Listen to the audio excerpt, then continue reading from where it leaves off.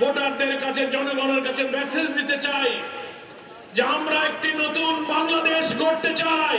Vote কেন্দ্রগুলো পাহারা দেবেন, ভোটারদের জন্য ভয়ভীতি, কালো টাকা দিয়ে প্রচন্ড চাপ সৃষ্টি করে না হয়। প্রত্যেক দল এবং প্রার্থী সমান সুযোগ দিয়ে যেন নির্বাচনী কাজ করতে পারে। করার দুটো পদ্ধতি, একটা আল্লাহ সুবহানাহু ওয়া তাআলা জমিনে আল্লাহর দ্বীন প্রতিষ্ঠার জন্য একটা কাজে লাগাতে ব্যর্থ হই, তাহলে এখান থেকে কাটি পড়ি, আবার বাড়ি ধারে ধারে বাড়ি কেটে পড়ি। এখান থেকে কেউ আমরা বাড়ি ঘরে ফিরে যাব না।